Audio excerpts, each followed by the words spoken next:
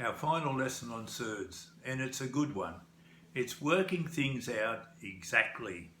Suppose we're given something like this, that a equals 3 plus the square root of 8, and we want to find exactly the value of 1 over a plus 1 over a minus 1 over a squared minus 1 over a squared, and a squared plus 1 over a squared.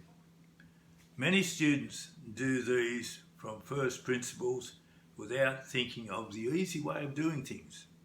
And mathematics is always looking for the cleverer way of doing something, the easier way.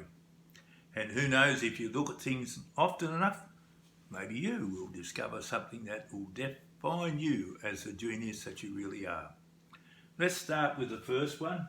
A is 3 plus the square root of 8. Now, I don't know if you can see over the right hand side of the board. Remember, we said if we're given the minus, we multiply by the plus. If we're given the plus, we multiply by the minus. So 1 over a equals 1 over 3 plus root 8. We multiply by 3 minus root 8 over 3 minus root 8. And on the bottom we get 9 minus 8, which is 1, so that just gives us 3 minus the square root of 8. Now these problems work best when we have 1 on the bottom here. Now this is a, this is 1 over a. If we add them together, they cancel out and they add, so that just equals 6. If we subtract them, the 3's cancel out, and the root a minus the negative root a gives us 2 times the square root of a. Imagine how quickly we've done square root of 8. So imagine how quickly we've done those two questions. This one here, we remember our old factorisation, a squared minus b squared. So this is equal to a minus 1 over a multiplied by a plus 1 over a. We've already worked this one out here. This is equal to 2 times the square root of 8. And this one's equal to 6. So that just becomes 12 times the square root of 8. Look how simple that is.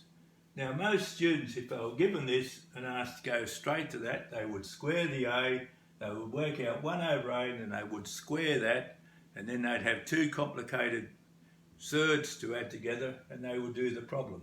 If we think laterally, a squared plus 1 over a squared can be written as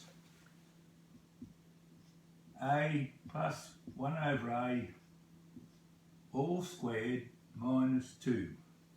Now if you square out the right hand side correctly using binomial expansion, you'll see that the right hand side here is exactly equal to the left hand side. A plus 1 over a is 6, so this equals 36 minus 2 equals 34. You'll notice how quickly we've done those questions in under 3 minutes while we explained it to you. And they only work when these two numbers, when we take the squares of them, have a difference of 1. I can give you a few other examples that you can think of. You could have 5 plus or minus the square root of 24, or plus or minus the square root of 26. You could have 15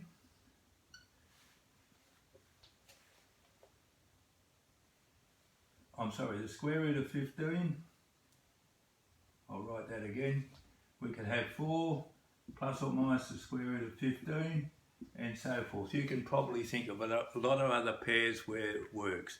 Now these are favourite questions for teachers when they want to identify the super bright students in the class. So if you learn this technique, I'm sure you'll use it many times before you get to your HSC. I'm Robert Ollis, the Old Master Coach, and remember who you are. You are a genius.